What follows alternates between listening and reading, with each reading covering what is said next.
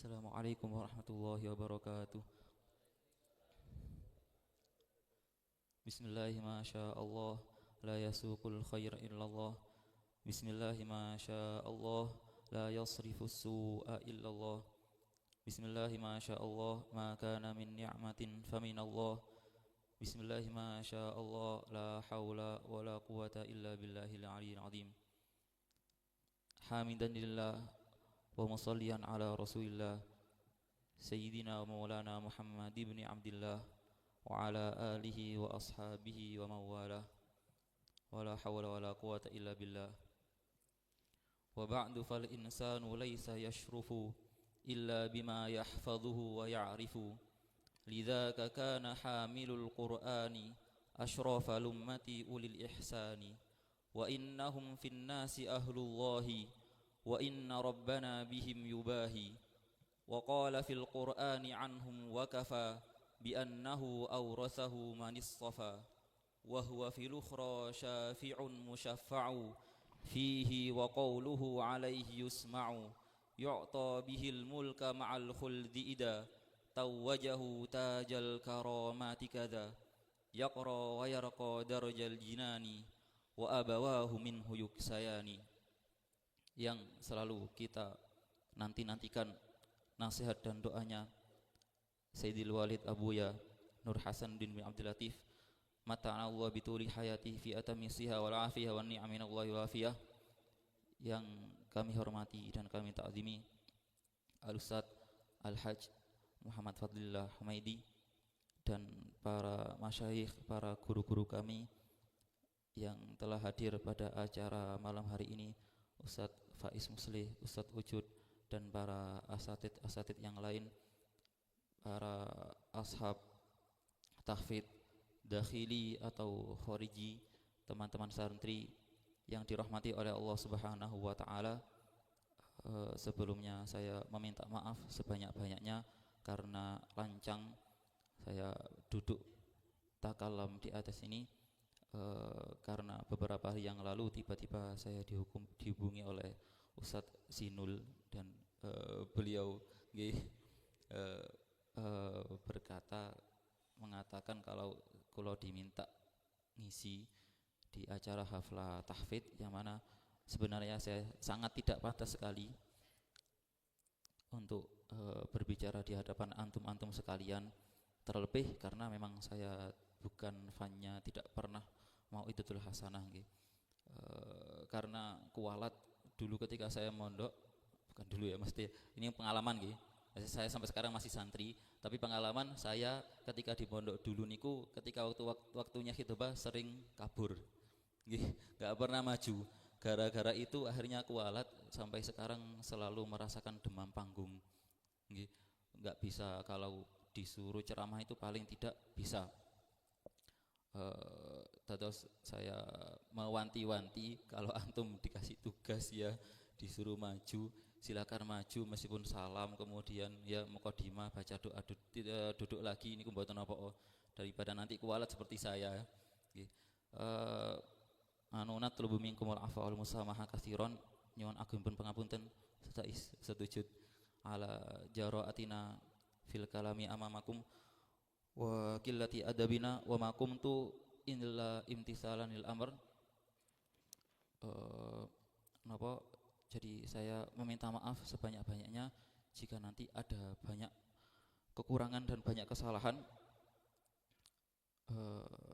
Alhamdulillahirabbil alamin, kita pada malam hari ini diberikan nikmatan yang begitu banyak oleh Allah Subhanahu wa taala sehingga bisa menghadiri acara yang penuh keberkahan ini, yang mana acara yang kita adakan pada malam hari ini memiliki dasar dan memiliki dalil.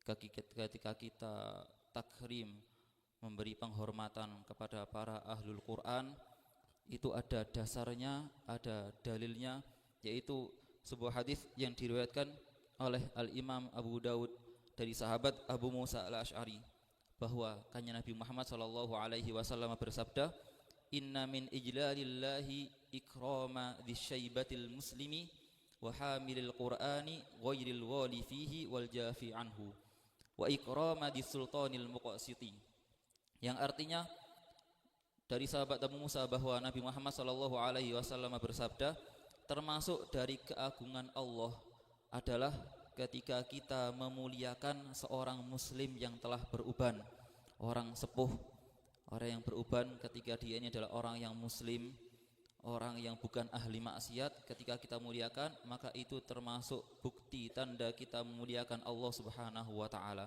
Kemudian yang kedua adalah para pembaca Al-Qur'an, wahamilil Qur'an, para orang-orang yang penghafal Al-Qur'an, dengan syarat ghairil ghali fihi wal jafi anhu. Ini yang disyaratkan, yaitu tidak bersikap berlebihan di dalamnya, yaitu tidak berlebihan di dalam membaca Al-Qur'an, atau dia menafsiri Al-Qur'an dengan pendapatnya tanpa mengikuti pendapat ulama. Dan wal jafi anhu, dia bukan termasuk orang yang menyatru, menjauhi Al-Qur'an, mentang-mentang sudah hafal, sudah wisuda, sudah hatam, akhirnya enggak pernah didres. Nggih, enggak pernah didres. Lah niki wal jafi anhu, dengan catatan penghafal Al-Qur'an bukan ghali wal jafi, maka ketika kita hormati, kita termasuk menghormati Allah Subhanahu wa taala. Kemudian yang ketiga adalah Iqdis sultanil muqasiti, penguasa yang adil. Di dalam hadis sahih riwayat sahabat Jabir bin Abdullah yang diriwayatkan oleh Imam Bukhari, disebutkan bahwa ketika Rasulullah sallallahu alaihi wasallam memerintahkan para sahabat untuk menguburkan para syuhada Uhud, yang saat itu terkadang 2 atau 3 orang diletakkan di satu liang lahat, maka Kanjeng Nabi menanyakan, ayyuhuma aktsaru akhdhan lil Qur'ani, mana di antara kedua orang itu yang lebih banyak hafalan Qur'annya. Apabila ditunjukkan salah satu lebih banyak hafalan Al-Qur'an, maka dia akan didahulukan untuk dimasukkan ke liang lahat. Ini adalah dalil bagi kita semuanya ketika kita memberi penghormatan terhadap para penghafal Al-Qur'an, para penghafal Al-Qur'an. Dan alhamdulillah kita pada malam hari ini berada di bulan Sya'ban, yang mana Abu Ya Said Muhammad bin Alawi bin Abbas Al-Maliki menyebutkan di dalam kitab Madza fi Sya'ban, di dalam halaman 44, beliau menyebutkan bahwa salah satu di antara nama bulan Sya'ban adalah Syahrul Quran. Kemudian beliau menukil hadis yang diriwayatkan oleh Al-Imam Ibnu Rajab Al-Hambali dari sahabat Anas bin Malik radhiyallahu anhu, bahwa beliau berkata, kanal muslimuna idza dakhala Sya'ban, orang-orang muslim dahulu, kata sahabat Anas bin Malik, apabila mereka masuk bulan Sya'ban, ingkabbu 'alal masahifi faqara'uha, mereka fokus, mereka menyibukkan diri untuk membaca Al-Qur'an sebagai persiapan untuk menghadapi bulan Ramadan. Wa akhraju zakata amwalihim taqwiyatan lidh-dhaifi wal miskini ala siyami Ramadan, dan mereka mengeluarkan zakat mal mereka sebagai penyokong, pendukung orang-orang miskin dan orang-orang dhaif, supaya mereka bisa menghadapi bulan Ramadan dan memiliki makanan untuk disiapkan buka dan sahur mereka di dalam bulan Ramadan. Ini yang dinukil oleh Abu Ya Said Muhammad bin Alawi bin Abbas Al-Maliki di dalam kitab beliau. Dan pada kesempatan malam hari ini izinkan saya menjelaskan beberapa bait karangan Al-Imam Ibnul Jazari yang telah saya baca di muqaddimah tadi. Di dalam nazaman beliau Thayyibatun Nashr fil Qiraatil Ashr, beliau menjelaskan beberapa keutamaan Al-Qur'an dan beberapa keutamaan para penghafal Al-Qur'an, para pelajar Al-Qur'an, para ahlul Qur'an, yang semoga bisa menambah semangat kita, bisa memperkuat hubungan kita terhadap Al-Qur'an, khususnya dalam menghadapi bulan Ramadan yang sebentar lagi ini. Langsung saya bacakan dari di situ, di beberapa bait tadi, dari bait ke-5 sampai bait ke-11, beliau menukil, menazamkan, dan di dalam nazaman beliau mengisyaratkan beberapa ayat dan hadis yang menjelaskan tentang keutamaan Al-Qur'an dan keutamaan Ahlul Qur'an. Ini sebagai motivasi bagi kita, bagi para teman-teman santri. Mungkin kalau asatid ini sudah sering kali mendengar hadis ini, ratusan kali atau mungkin ribuan kali, saya minta maaf sebanyak-banyaknya. Niki saya memperingatkan diri saya sendiri yang sudah merasa terlalu jauh dari Al-Qur'an, sering disibukkan dari deres karena alasan-alasan yang aslinya tidak bisa dibenarkan, niki sebagai motivasi bagi diri saya juga bagi adik-adik santri tahfidz. Di situ beliau menyebutkan di antara keutamaan ahlul Quran adalah mereka adalah asyraful ummah, orang-orang yang mulia dari kalangan umat baginda Rasulullah sallallahu alaihi wasallam. Asyrafu ummati hamalatul Quran. Hadis ini dhaif tetapi dikuatkan oleh hadis sahih yang diriwayatkan dari Sayyidina Utsman ibnu Affan yang mungkin kita semuanya sudah hafal, khairukum man ta'allamal Qur'ana wa 'allamah. Sebaik-baik di antara kalian, orang terbaik di antara kalian adalah orang yang menghafal, orang yang mempelajari Al-Qur'an dan orang yang mengajarkan Al-Qur'an. Termasuk ketika kita menghafalkan Al-Qur'an, ini kita mempelajari Al-Qur'an dan kita niat untuk menyampaikan ilmu kita untuk mengajarkan Al-Qur'an. Dan salah satu di antara rijalus sanad ketika kita membaca dengan bacaan riwayat Hafs qiraat Imam Asim, guru beliau adalah Abu Abdurrahman Abdullah ibnu Habib As-Sulami Al-Kufi. Beliau ketika meriwayatkan hadis ini, beliau mengatakan bahwa hadis inilah, hadis Sayyidina Utsman inilah yang memotivasi diri saya untuk menjadi guru Al-Quran, mulai dari masa khilafah Sayyidina Utsman bin Affan sampai masa Hajjaj bin Yusuf Ats-Tsaqafi, sekitar 70 tahun. 70 tahun lebih beliau bertahan menjadi guru Al-Quran gara-gara termotivasi oleh hadis tersebut. Kemudian juga di dalam hadis riwayat Ibnu Majah dari sahabat Anas bin Malik, baginda Rasulullah SAW bersabda, inna lillahi ahlina minan nasi, sesungguhnya Allah subhanahu wa ta'ala memiliki famili, keluarga dari kalangan manusia. Qalu, mereka berkata, para sahabat heran, siapa ini orang-orang yang sampai dijuluki ahlullah? Ya, Rasulullah menjawab, mereka bertanya, man hum ya Rasulullahi, siapa mereka wahai Rasulullah? Lantas Rasulullah menjawab, qala ahlul Qur'ani hum ahlullahi wa khassatuh. Ahlul Quran adalah ahlullah, adalah keluarganya Allah, wa khassatuh, dan orang-orang khususnya Allah, orang-orang yang diistimewakan oleh Allah Subhanahu wa taala. Di dalam kitab syarah Hasyiah Al-Imam As-Sindi dijelaskan bahwa siapa yang dimaksud dengan ahlul Quran, qauluhu ahum ahlul Quran ay hafadzatul Qur'ani, yaitu para penghafal Al-Quran. Ini disebutkan di dalam kitab syarah al-amiluna bihi, dengan syarat mereka adalah orang-orang yang mengamalkan Al-Quran. Kemudian beliau menjelaskan ahlullah. Kenapa kok mereka sampai disebut ahlullah? Makna ahlullah adalah awliya'ul mukhtassuna bihi ikhtisasa ahlil insan. Mereka ahlul Quran, para penghafal Al-Quran adalah kekasih-kekasih Allah yang dikhususkan, yang diistimewakan, yang dimuliakan oleh Allah Subhanahu wa taala, seperti seseorang yang memuliakan keluarganya. Kemudian juga hadis yang mungkin banyak di antara kita hafal, hadis Arba'in di nomor 36.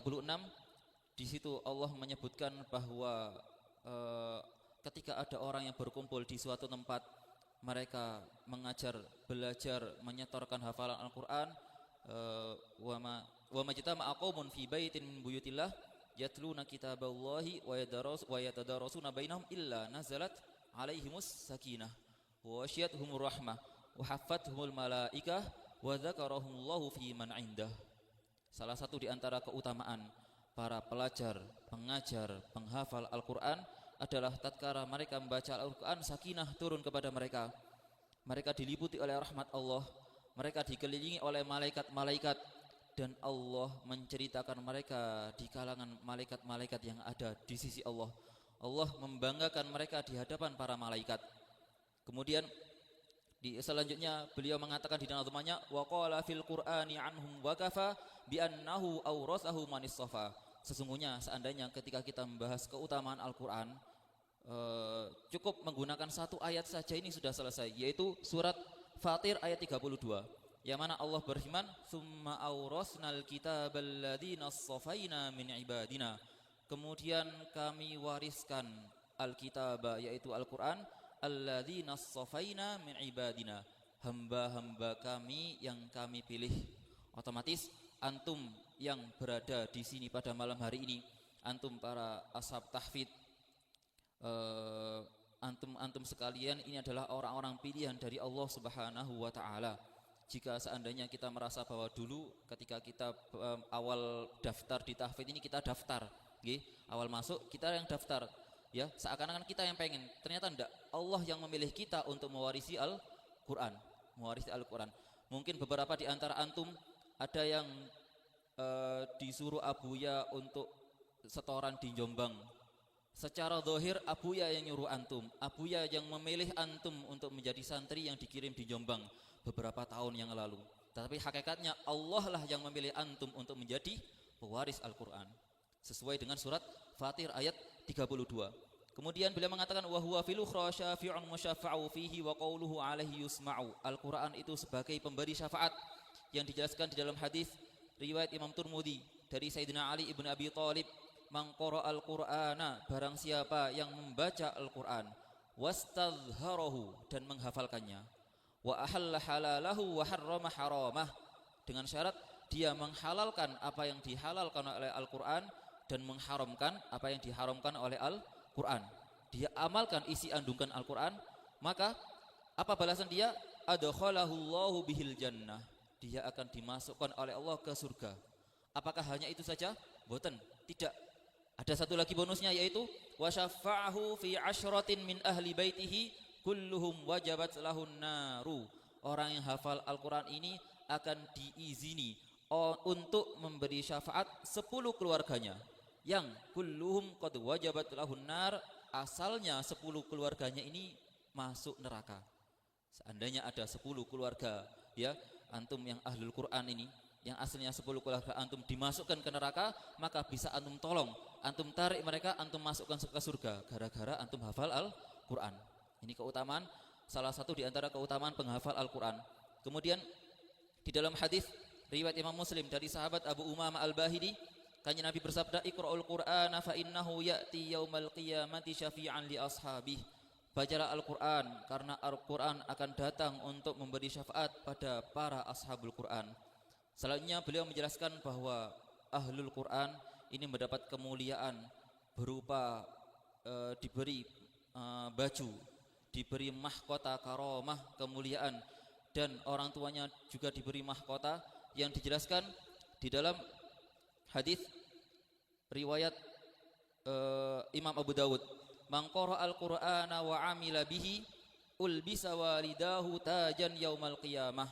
Barang siapa yang membaca Al-Qur'an, menghafal Al-Qur'an, mengamalkan isi kandungan Al-Qur'an, maka orang tuanya akan diberi mahkota pada hari kiamat.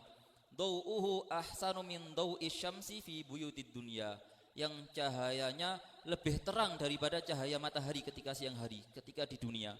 Lau kanat fikum fama dhannukum billadzi amila bih.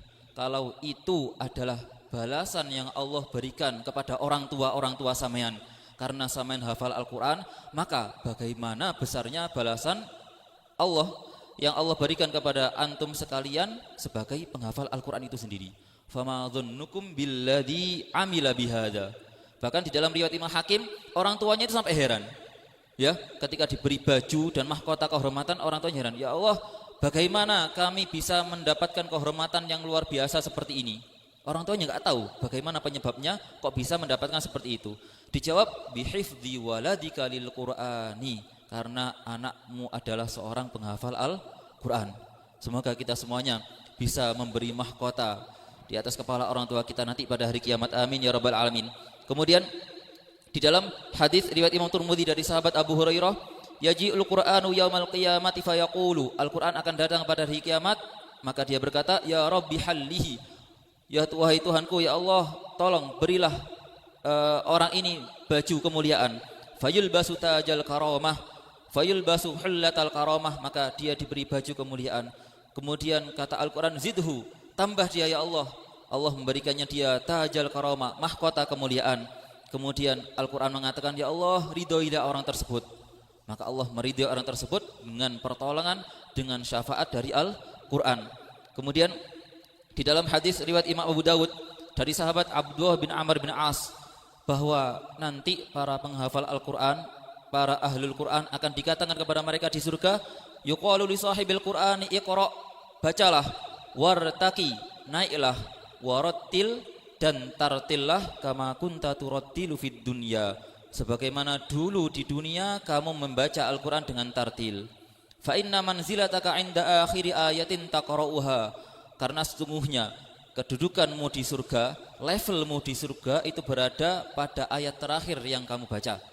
Faedah yang sering kami dengar dari Allah yarham Syekhuna wa Ustaduna Ustadz Arifin, beliau sering mengatakan bahwa dari hadis tersebut disimpulkan bahwa derajat di surga itu sebanyak ayat Al-Quran. Seandainya ada orang Islam, dia hanya menghafal surat Al-Fatihah 7 ayat dan surat Qulhu, pinten ayat Qulhu? 4 ayat, nggih, 4 ayat, maka nanti dia di surga akan berada di level 11. Ya, karena di surga jumlah derajatnya itu sesuai dengan jumlah ayat Al-Quran. Ketika orang ini hafal Al-Quran 30 juz, maka dia akan disuruh untuk membaca Al-Quran dengan tartil. Setiap dia menyelesaikan satu ayat, dia naik satu tangga sampai mencapai di tingkat tangga yang tertinggi di surga Firdaus bersama baginda Rasulullah SAW, bersama para nabi, para aulia, para syuhada, dan para kekasih-kekasih Allah. Ini beberapa di antara keutamaan Al-Quran yang mungkin bisa menjadi motivasi bagi kita untuk semakin mendekatkan diri terhadap Al-Quran. Nah, setelah targhib, setelah memotivasi, nggih, perlu juga untuk tarhib supaya tidak terlena, nggih, supaya enggak metuwek, tidak menjadi orang yang sok-sokan, saya ini adalah ahlullah, niki opo, niki kudu arek tahfidz, ya, supaya tidak seperti itu, karena maka harus disertai juga dengan tarhib, nggih. Nun sewu, ya, apakah berarti otomatis kalau menjadi ahlul Quran pasti enak tok? Mboten, ada risikonya, nggih.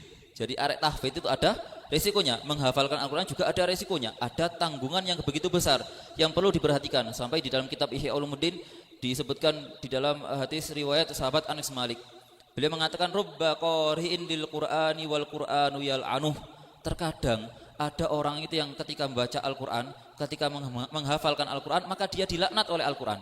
Aneh, orang yang membaca Al-Quran tapi dia dilaknat oleh Al-Quran. Kok bisa seperti itu? Dijelaskan oleh beliau karena dia membaca la'natullahi 'alal dzalimin. Dia termasuk orang yang zalim.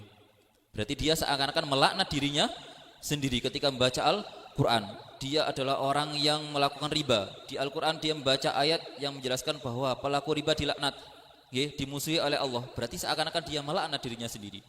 Ya, tidak semua orang-orang yang hafal Al-Quran ini selalu mendapatkan keistimewaan. Ada risikonya yang begitu besar yang harus ditanggung oleh yang harus diperhatikan oleh kita semuanya sebagai ahlul Quran. Di antaranya wonten di hadis Arba'in nomor 23. Di situ di akhir hadis tersebut ada kata-kata wal Qur'anu hujjatun laka au alaika. Termasuk di antara doa yang sering guru-guru kita ucapkan, Abuya lantunkan doanya adalah waj'alhu hujjatan lana la hujjatan alaina. Ya Allah, jadikanlah Al-Quran ini sebagai hujjah untuk kami, bukan hujjah atas kami. Jadikanlah Al-Quran ini sebagai penuntun kami ke surga, bukan penyeret kami ke neraka. Ya, berarti penghafal Al-Quran belum tentu dia bisa ditolong oleh Al-Quran. Bisa jadi dia dicelakakan oleh Al-Quran karena dia tidak mengamalkan Al-Quran. Kemudian di dalam hadis riwayat Imam Abu Daud dan Imam Turmudi dari sahabat Anas Malik, baginda Rasulullah SAW bersabda, uridat alayya ujuru ummati, disodorkan kepadaku, ditunjukkan kepadaku pahala-pahala umatku, hattal qadhatu yukhrijuhar rajulu minal masjid, sehingga satu kotoran kecil yang seorang keluarkan dari masjid, saman ketika di masjid melihat saupo, ya, satu kotoran kecil, satu debu kecil, kemudian saman kesak, saman buang di luar, ini ya termasuk amal baik yang ditunjukkan kepada Rasulullah SAW. Ya, jangan remehkan membersihkan kotoran yang ada di masjid meskipun kecil kotoran itu. Ya, kemudian wa uridat alayya dzunubu ummati, dan disodorkan, ditampakkan juga kepadaku dosa-dosa yang dilakukan oleh umatku. Falam ara dzamban, aku tidak melihat dosa yang lebih besar, a'dzama min ayatin min suratin au ayatin, daripada satu surat atau satu ayat. Bayangin ya, satu ayat ya. Utiyaha rajulun tsumma nasiyaha, yang diberikan kepada seseorang kemudian orang itu melupakannya. Ya, hati-hati ini. Kalau sudah nyemplung sama di kadung ngapalno, masih mungkin ya dapat pertangan mandek gak sampai hatam, maka ini wajib dimurojaai, harus diteres. Kenapa? Karena di situ dikatakan satu surat saja, bahkan satu ayat saja yang dilupakan itu menjadi dosa besar yang ditampakkan kepada Rasulullah Shallallahu Alaihi Wasallam. Terus waduh ya angel berarti, sulit berarti. Aku tak mandek ya, jangan tenang saja ya. Di dalam kitab syarah jelaskan bahwa ya makna nasia di situ adalah orang yang sengaja berpaling dari Al-Qur'an, nggak pernah deres sehingga dia lupa. Ini yang benar-benar masuk di dalam ancaman hadis tersebut. Selama kita berusaha untuk deres, ada niatan untuk deres, tapi masih belum diberi kelancaran pun, insya Allah tidak akan masuk di dalam ancaman tersebut. Tenang saja tenang saja. Jadi jangan takut ya. Jangan takut dan jangan khawatir. Kemudian di dalam hadis riwayat Al-Imam Ibnu Hibban yang beliau riwayatkan dalam kitab sahihnya, Al-Qur'anu syafi'un musyaffa'un wa mahilun musaddaqun. Al-Qur'an itu adalah pemberi syafaat yang didengar syafaatnya oleh Allah Subhanahu wa taala. Wa mahilun musaddaqun, dan penuntut menjadi musuh yang akan menuntut orang tersebut, musaddaqun, yang akan dipercaya oleh Allah Subhanahu wa taala. Man ja'alahu amamahu qadahu ilal jannah. Barang siapa yang menjadikan Al-Qur'an di hadapan dia dituntun oleh Al-Qur'an, dia mengamalkan isi kandungan Al-Qur'an, qadahu ilal jannah, maka Al-Qur'an akan menuntun dia ke surga. Wa man ja'alahu khalfa dhahrihi saqahu ilan nari. Barang siapa yang menjadikan Al-Qur'an di belakang punggungnya, dia memanfaatkan Al-Qur'an, dia mengeksploitasi Al-Qur'an, mentang-mentang dirinya adalah ahlul Qur'an, ya, hafid, akhirnya dia memanfaatkan gelar tersebut untuk mendapatkan harta duniawi atau pangkat, maka saqahu ilan nari, Al-Qur'an akan menyeretnya ke neraka. Kemudian di dalam hadis yang lain ya dari sahabat Sayyidina Umar bin Khattab bahwa Rasulullah SAW bersabda, hadisnya sahih, innallaha yarfa'u bihadzal kitabi aqwaman wa yad'u bihi akharin. Sesungguhnya Allah Subhanahu wa taala mengangkat derajat beberapa orang dengan Al-Qur'an. Banyak orang-orang biasa, orang-orang yang aslinya tidak dikenal, yang kemudian dia menjadi orang mulia, orang yang terhormat di dunia dan akhirat barokahnya Al-Qur'an. Dan banyak juga orang-orang yang direndahkan oleh Allah Subhanahu wa taala, wa yad'u bihi akharin, dan Allah merendahkan beberapa kaum karena Al-Qur'an, karena mereka berpaling dari Al-Qur'an, karena mereka tidak mengamalkan isi kandungan Al-Qur'an.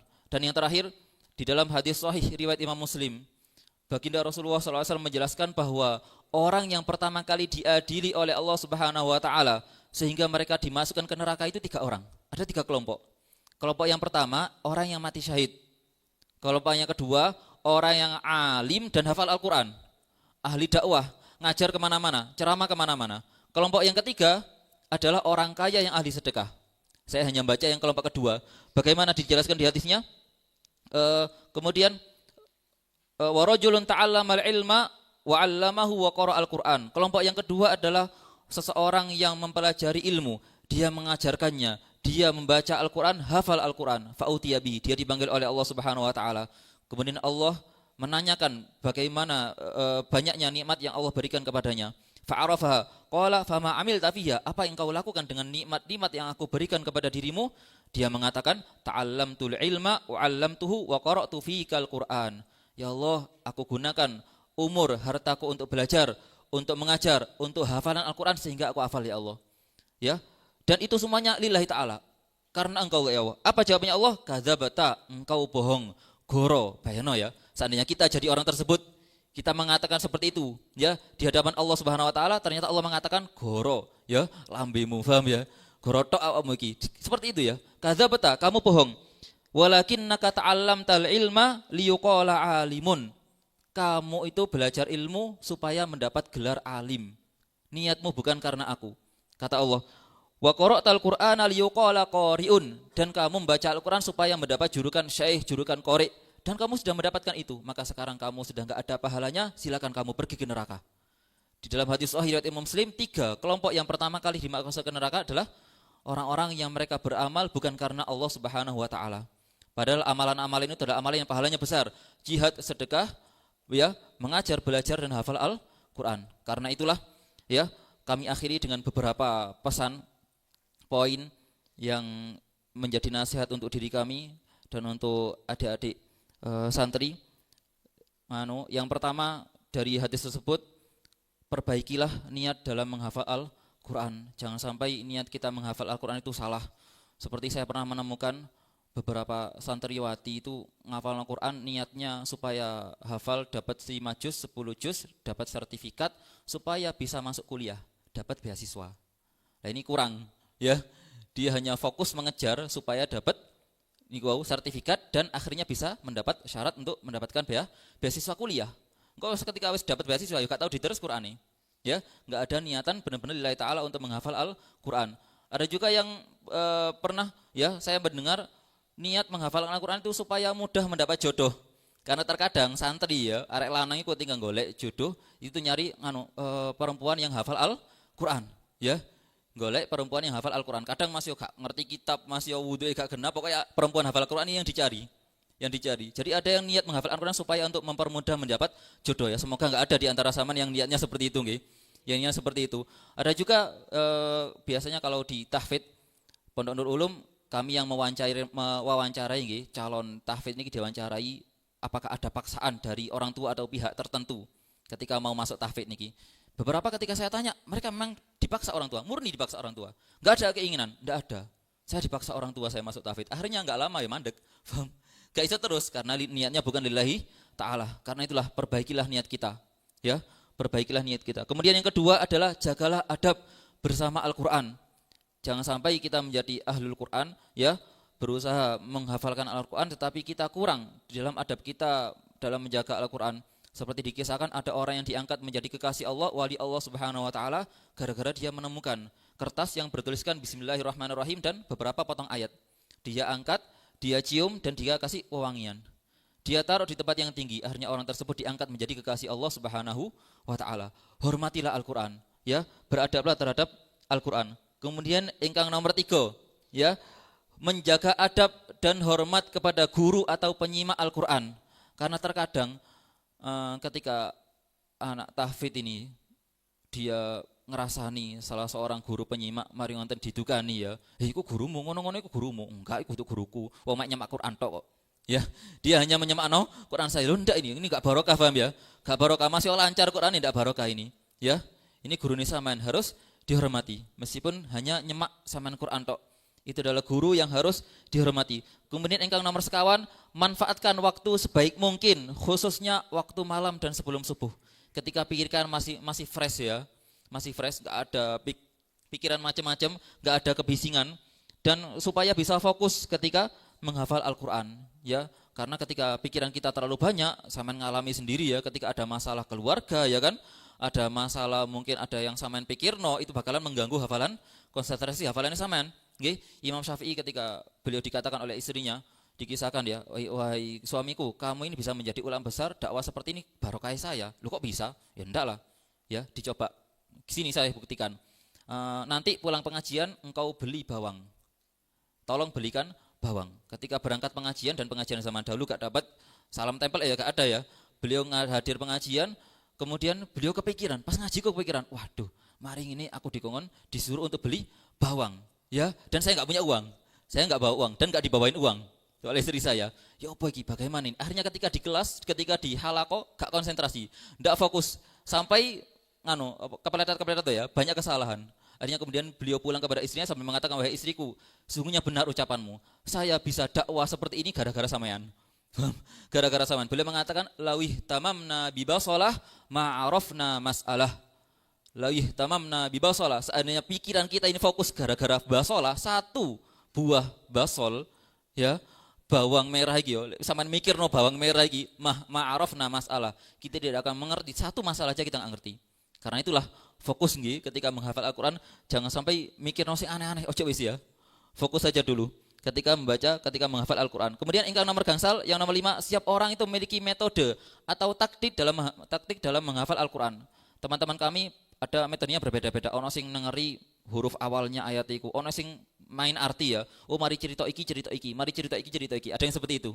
Ketika menghafal Al-Qur'an, ada metodenya sendiri-sendiri. Tapi metode yang paling bagus adalah dengan sering-sering mengulang. Seperti yang sampean amalkan sekarang nggih. Ya, sering diulang-ulang, itu adalah metode yang terbaik. Guru kami Al-Ustaz Ali Baharmi menceritakan salah satu rahasia orang-orang Mauritania ya, mereka hafal Quran dan lancar, itu diantara mereka kalau sudah hatam dikancingi di kamar, dikancingi, dikasih lubang untuk ngasih makanan. Di dalam sudah ada hamamnya. Ya, enggak boleh keluar sampai kapan? Sampai hatam Al-Qur'an 500 kali. Sampai hatam Al-Qur'an 500 kali. Itu nanti kalau sudah hatam 500 kali, udah diizini keluar, enggak perlu murojaah, lancar. Lancar ya, kayak Fatihah. Paham? Lancar. Jadi enggak boleh keluar kamar sebelum hatam 500 kali. Jadi sering diulang-ulang. Soalnya kadang gitu ya, kita kesusu, waduh langsung dihafalno ya. Ketika dihafalno cepat-cepatan maju, nanti hilangnya bakalan cepat. Ya, tapi dibaca dulu berulang-ulang. Kemudian berusaha memperbaiki bacaan Al-Qur'an sebelum disetorkan.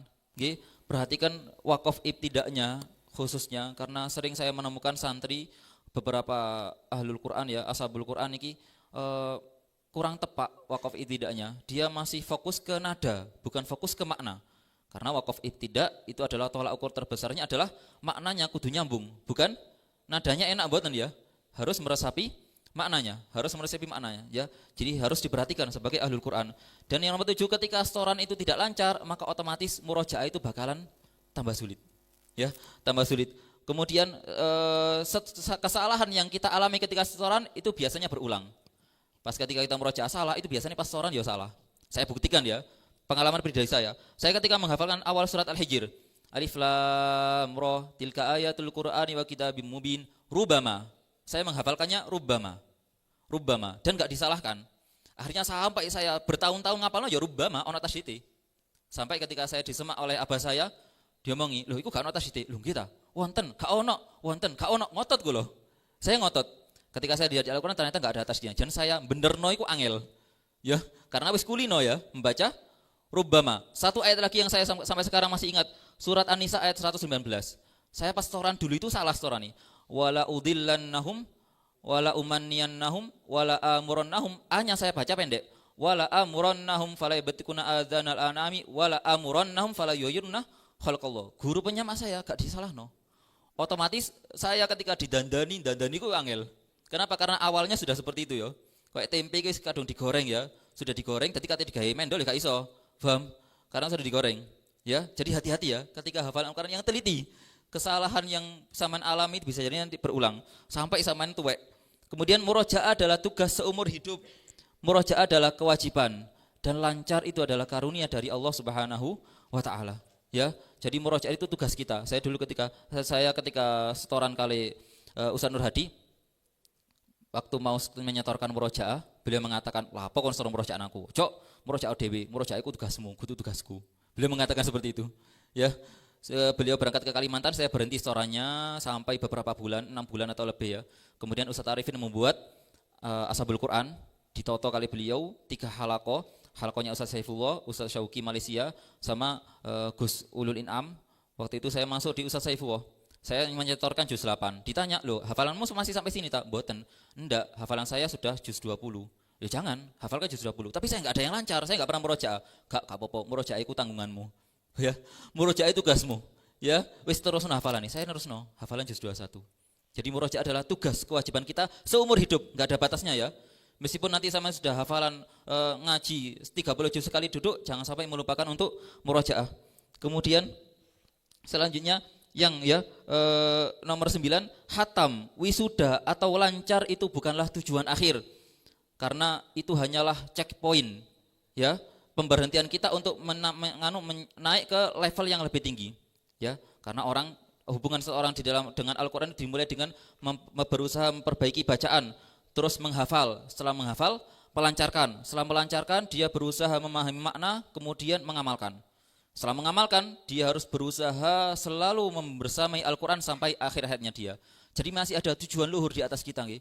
Jangan sampai kita meyakini bahwa wisuda ini tujuan akhir. Mboten, ini masih pemberhentian untuk mencapai ke level yang lebih tinggi. Dan yang terakhir, ini nasihat luar biasa yang saya dengar dari guru kami, Ustaz Nur Hadi, yang kulo kembangkan sendiri, nggih.